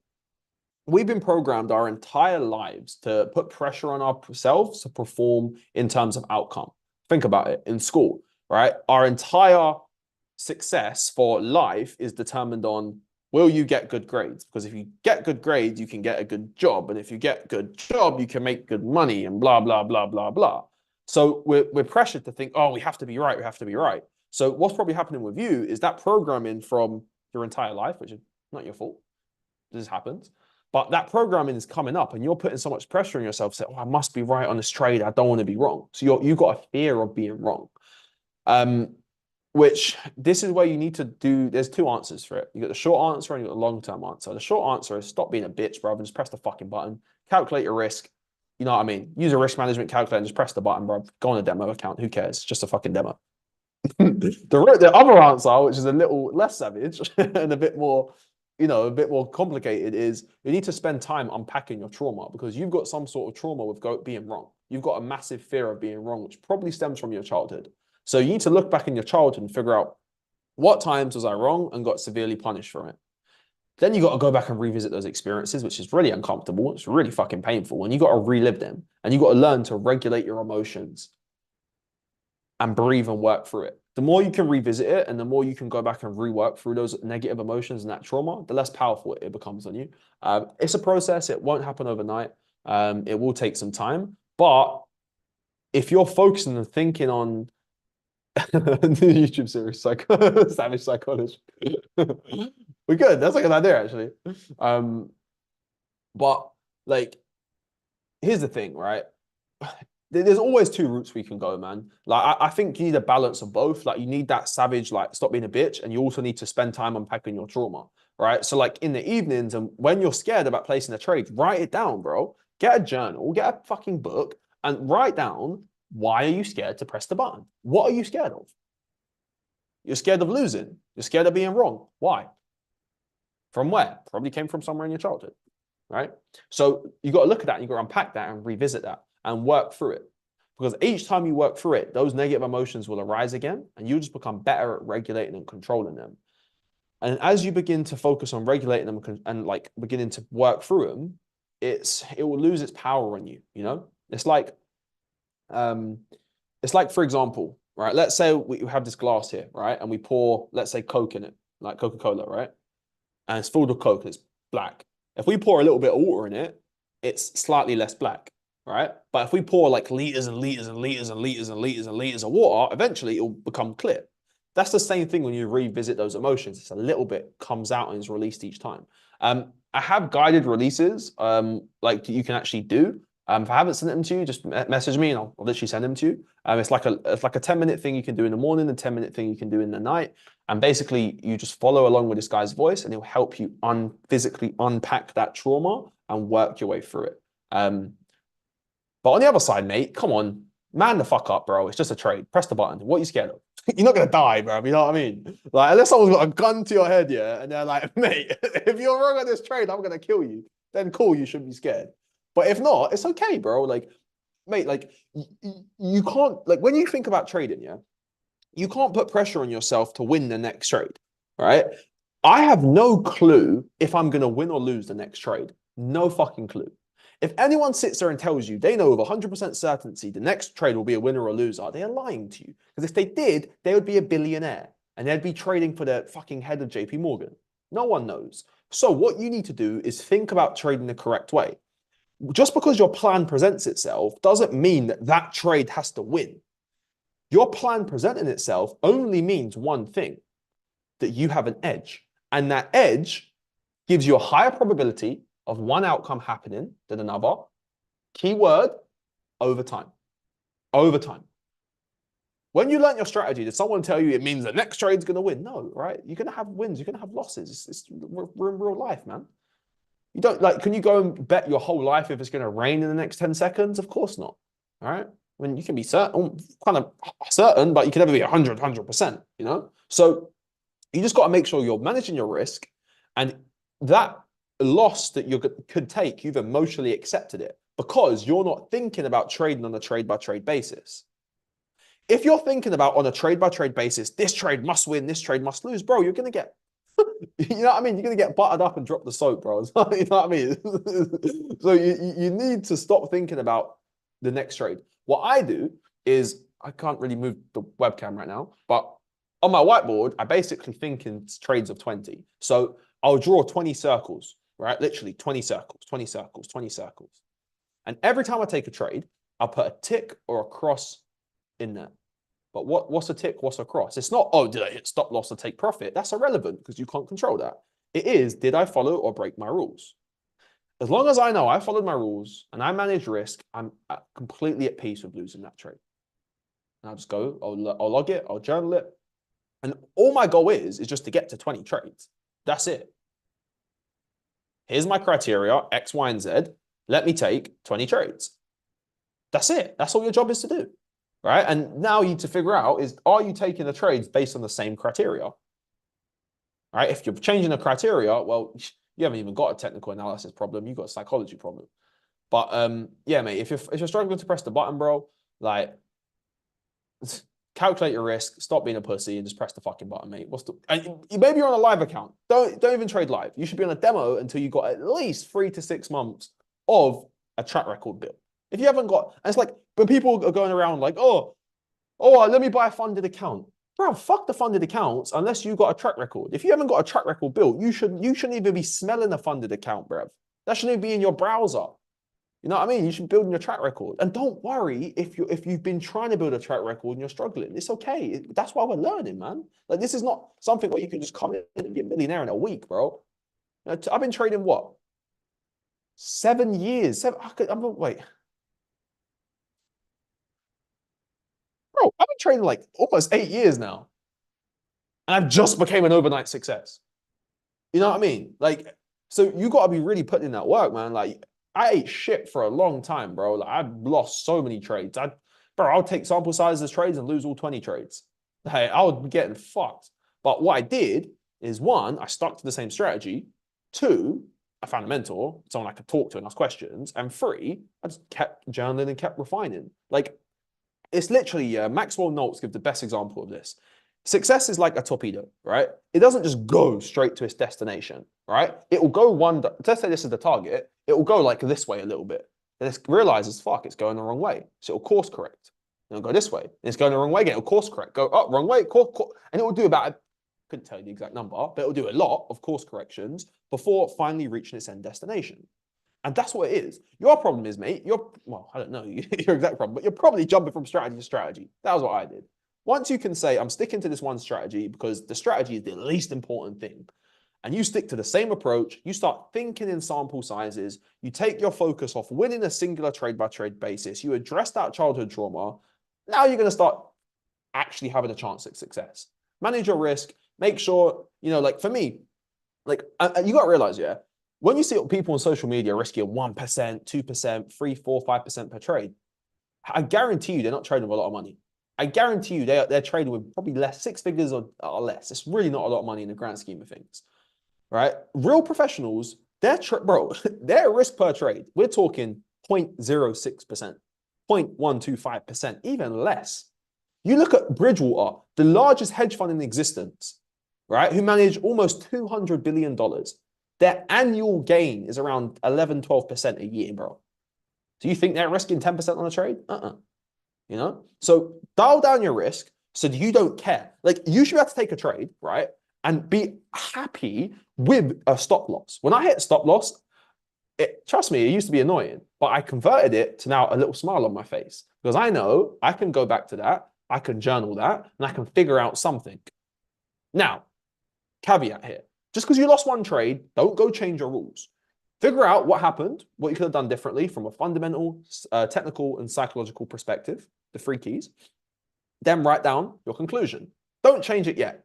Go take 20 more trades, well, technically 19 more trades. Go and take a total of 20 trades. Once you got to the end of the 20 trades, look at your data and let the numbers tell you what to do. All right? Follow the data. Like, majority of the stuff I use now, of course, it was taught to me at one point, but it's not shit that someone has said, do this, don't do that. I look at my data and I follow my journal. My journal tells me that I perform best on indices, so I'll be more aggressive on indices. What day of the week am I performing better on? You see the point? So you got to follow your data and follow your numbers. But damn, I went on a rant there. If you're scared to press the button, bro, come on, just press the button, mate. Do you enter on the jump across the creek too? Or that's what validates the reaccumulation? That's how you validate the reaccum, right? Because you need your distro, right? You need your accum. This is your creek. So you need the jump across the creek to even validate it, and you play the mitigation of it.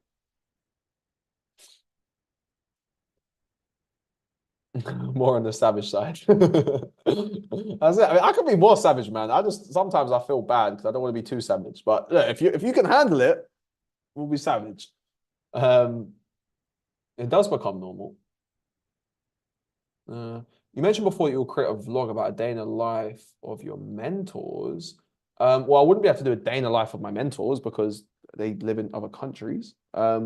But if you meant more of like an actual day in the life where I'm not traveling, I'm sitting at home and like showing you like a real routine, I could do that. I was thinking about that. You lot let me know, man. All right, take care, Harry, bro. Can you explain the distribution into a reaccumulation? I got you. So if you're in a bullish market cycle, right, you'd obviously have an accumulation, you'd have a reaccumulation, blah, blah, blah. So eventually, right, you're going to want to take some profits, right? When you're going to take some profits, how are you going to take profit? You're going to sell, right? So they'll enter their sells by creating a distribution. They're taking profit from the buys down here and then the buys down here, right?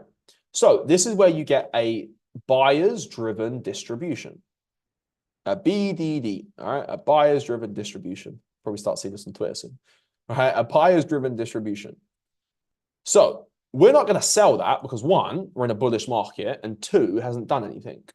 So what will happen is after they've taken profit, there comes a point where they need to say, do we have enough buy orders still open and active in the market to go and create new highs or not? If they do, and they can pick up their buy orders from here, what they'll do is start to accumulate here. And now that accumulation will eventually jump across the creek and then validate the distro. Now we know there's no more sellers in here. And obviously the buyers are present from this accumulation, and then you can play the pullback to then buy it higher.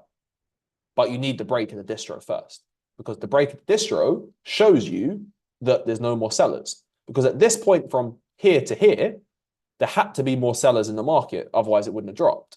So when they accumulate it here, it's like, I still don't know who's in the market. But when they do that and break it, your line in the sand can shift in terms of your recent market cycle.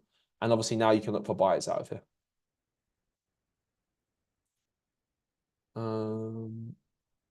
Any other questions?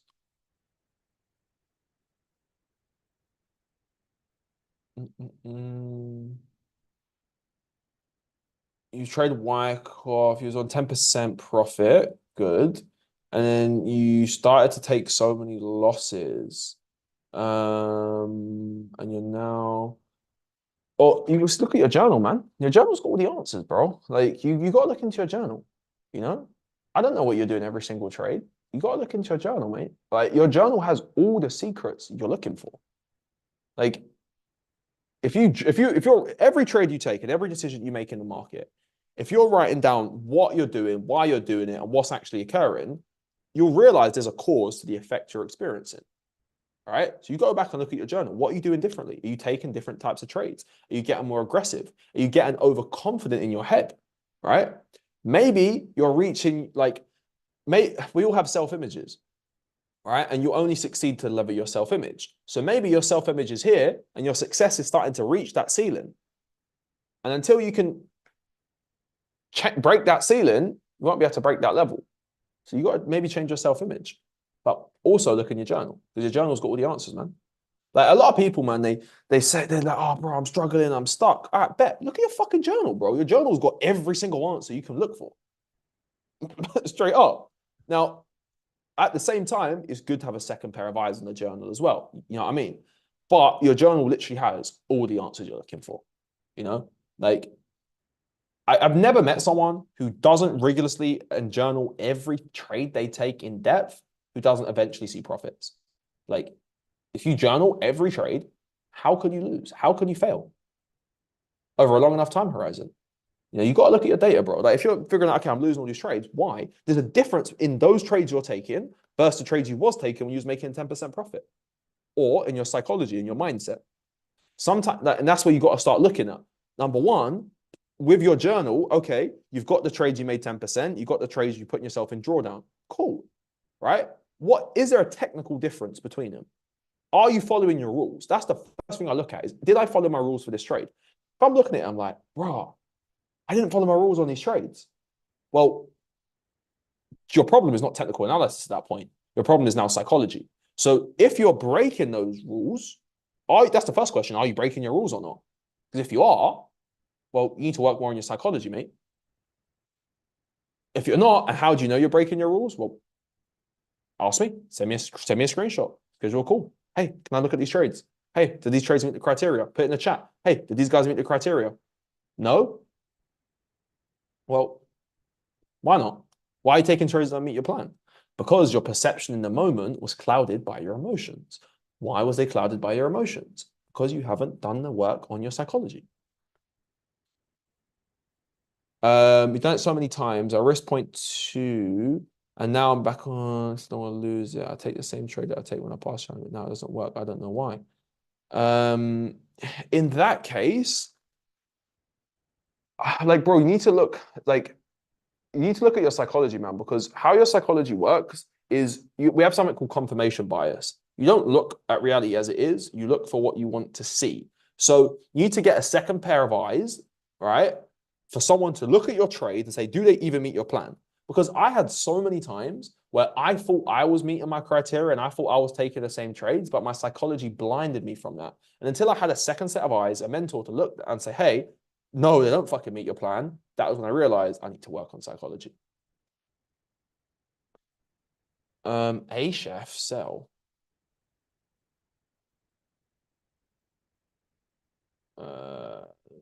From there, no, definitely not. I would not be selling from there.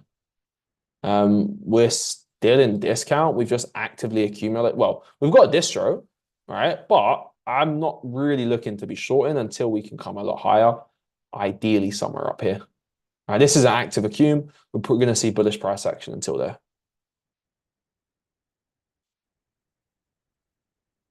A mentor won't do a job for you. It will guide you. That's true, man. That's it. Like, a mentor is like a map, bro. Like, it will tell you, it will show you the right direction, but it's just down to you. Are you going to follow it?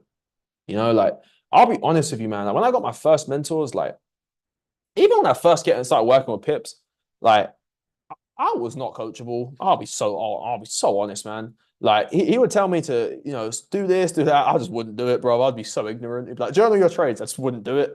I'd just be addicted to taking more trades. And I'm like, well, and I remember it just got to the point, yeah, where I was basically like, just crying. Yeah, I was so fucking upset. I called him. I'm like, bro, like, what's going on? I can't win a trade. Like, what's going on, man? I'm fucking up. And he's like, I bet. What are you actually doing? What are you doing day to day? Like, what are you actually doing when you're grinding? I'm like, bro, I'm grinding, man. I'm putting in all these hours. Like, he's like, bet, show me. What are you actually doing? And then he basically was like, well, did you even watch this content I sent you? I was like, yeah. He's like, all right, show me your notes. I was like, he's like, how many times did you watch it? I was like, kind of once. And I thought to myself, like, well, if I'm sitting there watching this content, and this is what he said. He's like, bro, it's not what you do, it's how you do it. He goes to me, if you're going to watch these videos and you're going to sit back, you know, with a cock in your hand and just chill like an idiot, you're better off not doing it. But if you're actually sitting there taking notes, you're engaged, you're pausing, you're asking yourself questions, you're just taking screenshots, you're writing stuff down, yeah? Now you'll make some progress because it's not what you do, it's the place it comes from. How engaged are you in the activity you're doing, right? So that was the first thing. You know, I wasn't really taking it too seriously. And secondly, I wasn't putting in enough time. I wasn't journaling correctly. I wasn't even journaling, mate. I would literally I would take a bunch of trades, I'd get destroyed, and then I'd go back to the market on Monday, get destroyed, go back to the market on Monday. And I wouldn't spend time to reflect and see the mistakes I was making until I started to actually stop. I said to myself, you know what? I'm not going to fucking trade. Let me journal these 100, 200, 300, 400, 500 trades. It took a long time. I don't think I traded for like 2 months, right? I just journaled all those trades. And I realized how many mistakes I was making. I realized I didn't even have a clear entry criteria. I realized I wasn't even taking the same trade, bro. Like, it was all based off different reasons. So if I had an inconsistent approach, how the hell can I have an inconsistent result? You know, so I had to get a set of validation principles. How can I actually validate my entry criteria if it's valid or not? That started to make some progress. And then from there, it's just honestly just a long fucking time of just doing the same shit, right? Just taking trades, journaling them, taking trades, journaling them, taking trades, journaling them, learning about myself, learning the right mental skills, learning more about fundamentals, studying the market every day. And that's it. Like, it was spending more time not hunting for a trade. That was the key. When I switched my focus from stop trying to actively trade to spending more time reflecting on my trades, that was when things started to change. Because I was an addict, bro. I was always trying to take a trade, always trying to press buttons. When I started to stop and reflect, like, bro, I would take 5, 10 trades a day, bro. I was a crack addict on the charts. It was naughty. It was not good. I want to see that micro in there. I mean, let's see if we can get the micro. I've got nothing left. That's it, man. All right, take care, Dylan, bro. Jay says it's too straight about listen to others and realize how I messed up. Managed to close at B. Let's see.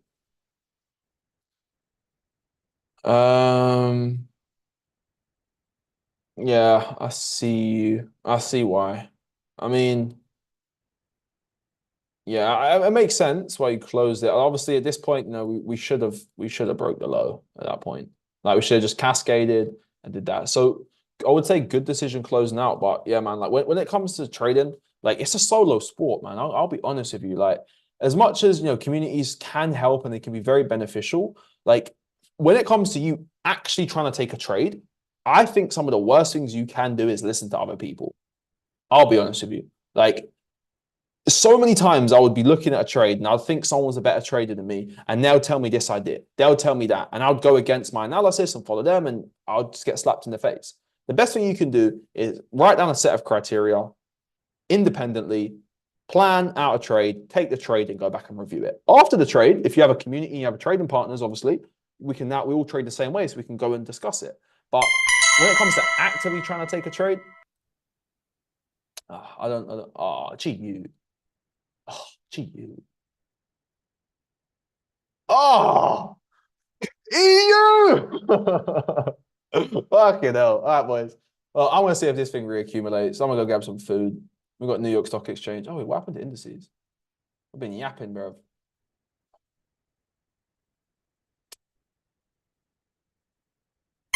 Cold, hard day, man. Let's delete those limits.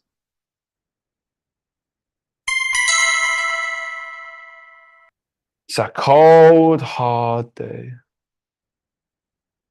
Delete. Delete. Delete. Delete. But yeah, Jay, bro, like like a good decision on closing it because you didn't break. But always just follow yourself, man. I mean, think about it, bro. Can you even validate that? Yeah, okay, well, we can. But yeah, I wouldn't. Yeah, don't listen to anyone else, bro, when it comes to your own trading execution. Don't be mad because you did close at break even because you realized you were doing something wrong. You know? How did you, yeah. Did you see that there was a clean trade though? This was yesterday, right? It was on ES. Where was it? ES did give a little redistro entry yesterday. I don't know if you saw it at the start of the call. How did you balance your patience with wanting success whilst working your job? Very, very good question. So, two things. Number one, understanding the locus of control, right? And locus of control is understanding what can you control versus can't you control. Oh man, it's in supply now, bro. Why you do this? I want to see if it distributes. I mean, let the news digest. Hold up, we can check the news. I will answer your question, bro. Give me 1 sec. What happened? Flash. Yeah, DXY. Yeah, pull back to demand. Makes sense. Yeah, I'll still look for buyers in EU, to be honest. We've got this little reaccum here. As long as that doesn't break, I'm game. I might get one in the next 30 minutes.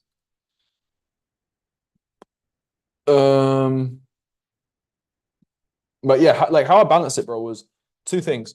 Number one, understanding locus of control, right? Locus of control is understanding what is inside of your control versus what's outside of your control, right? I couldn't control when I was going to be a fucking profitable trader. I couldn't control when the trade was going to come. But what could I control? My DMOs, my daily methods of operation. I can control what I do on a day-to-day basis, what I do when I wake up, what I do when I was at my lunch breaks, what I'm going to do whilst I'm at work. Like, bro, when I was working, I've worked my job from... So I quit my job like the end of 2019, like starting 2020, just before COVID. And what I focused on was what I can control, right? What can I actually control on a day-to-day basis? When I was working my job, bro, I had my headphones in all day long. I used to push trolleys in the car park at Sainsbury's, right? Obviously, if you don't do something that's going to make you lose your job, of course, but I could have my hood up. So I'd have my hood up and I'd have headphones in all day long, listening to trade and psychology, personal development audios all day long. Every break I would take, mate, you think I was sitting in the cafeteria talking to those bums? Nah, bro. I was sitting there on Zoom calls, on WhatsApp calls, talking to my mentors, asking questions. Hey, can you look at my charts? You know what I mean? Like I'd get home from work, I'd do a 12-hour shift, right? Let's say from 8 till 8 or 5 till 5. I'd come back from work and I'd be so fucking angry that I just had that work shift because I hated my job. But I'd use that anger to fuel another 5-hour grind session, another whatever hour grind session. You know what I mean? So it's focused on what you can control versus what you can't control, bro. And it's reverse engineering your success. If you've got that end goal, right? Okay, what was the step I need to do before that? Before that, before that, before that, before that, and before that. So for me, it just came down to what can I do every single day? So I created a list of DMOs, daily method of operations. What tasks that I know if I do every single day will get me closer to my goal. And all I did, bro, is just focus on those tasks. And then, whilst I was doing those tasks, got feedback on them. What am I doing? How can I do this better? Start asking the right questions. So, yeah.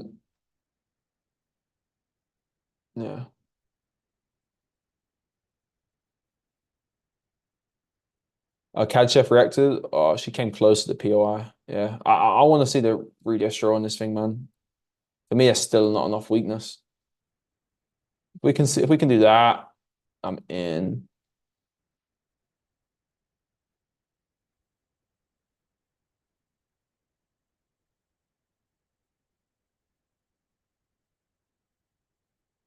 Your entry is 1 pip below the 50 to make sure I got triggered, not to even get triggered. Ah, man.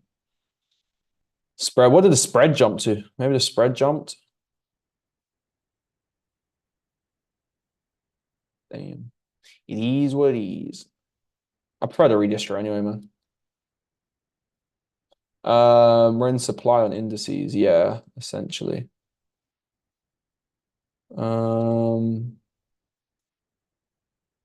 Yes, 30 is showing strength. I'll go check all the earnings after this. I want to see some weakness across the man. There's no weakness on there, man. They can get a clean micro, but I don't know if we're going to get it. We'll see. It's not going to happen in the next 10 seconds, I'll tell you that. It's going to take at least 20, 30 minutes. Man, how long did the distro take the other day? 2 hours and 45 minutes. So do we play a break, then play reaccum? If it gives it, I mean, for now we're still in supply. I mean, it needs to build out a bit of a cleaner distro. Like this needs, if it's gonna distro, it needs to really build out, bro. You know, like actually show me organization. Right now, let's look. Where's our organization? No, we've just been reaccumulating. I've been accumulating all London session. If it does break to the upside, I would prefer US 30 for the upside. Maybe if US 30 can do something like this, something like that, I'll play that or accumulate down here. But I need to go check all the earnings.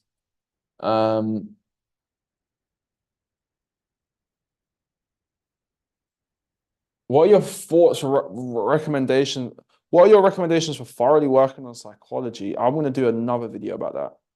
I've got a lot of videos on psychology, but there's a lot of it, bro. You can't just give me a blanket statement, bro. What part of your psychology do you need to work on? You know, what part? Are you working on your self-image? You know, you're working on your emotional intelligence. You're working on your self-awareness. You know, what are you working on your self-discipline? What are you working on? You know? So it depends, you know, like psychology is a bit of a vague answer, you know, like there's a lot of different factors that do kind of make up psychology, mate. So it depends what's your problem with psychology. Because some people like that's another thing, man. You got like your data has to tell you, do you need to work on psychology or not? If you only need to work on psychology is if you're getting emotional, you're over trading, or you're breaking your fucking rules. All right. That's the only time you need to work on psychology. If not, it's just a waste of time, in my opinion. But you have to let your journal tell you that. I knew I needed to work on psychology because I couldn't follow my rules. And I didn't have a logical reason into why I would always break my rules. It felt like every trade I was taking, I thought it met my rules, but later on I realized it doesn't meet my rules. That was because my psychology and my belief system and my caveman brain was clouding my judgment. So it really depends on what your specific psychological problem is, bro. And then I can give you that. When you journal trades, do you also journal emotions you felt before and after journaling the trade? Well, if you felt an emotion, by the time you felt the emotion, it's a bit late. But yeah, bro, definitely, man. I literally have a diary, mate, and I write everything down. So, for example, right? You know, what is the date? I literally start off with a date. How am I feeling? What's happened? What's happened in my life? How am I feeling? Is there any problems in my life going on? All right. What is my mental state right now? I'll give you a few questions to prompt you. Where are we? You know, I have to shoot in a sec, guys. But am I in a good headspace? Am I feeling tired? Am I trading for the sake of trading? Am I following my plan? Have I prepared for this trade? Am I preserving capital or just jumping in the market? These are things I like to ask myself. Oh yeah, we ain't getting no weakness on these.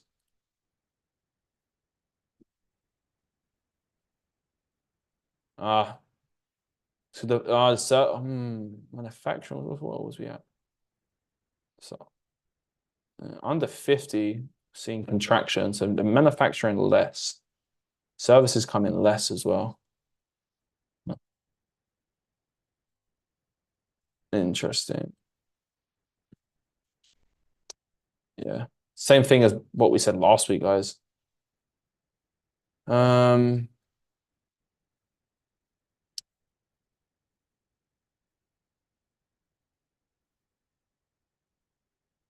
It is what it is, man. Sometimes you just won't get filled. Right? Maybe if we fibbed the whole thing, would you got filled? No. It's whiz. So yeah, everything, mate. I journal from a technical standpoint, psychological standpoint, and fundamental standpoint. How long did it take you in your journey to become consistently profitable? I'm gonna give you two answers. How long in terms of hours or in terms of years?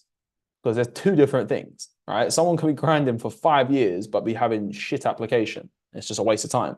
Someone can be doing it for 3 months, have great application. But for me, I think I discovered trading in 2017, if I'm not mistaken. Yeah, like 2016, 2017. Ate shit, blue accounts, learned off baby pips, learned on YouTube like an idiot. Didn't buy any mentorship, didn't buy any courses, just got fucked. Mid 2018 is when I come across my first sort of mentor and my first sort of educational.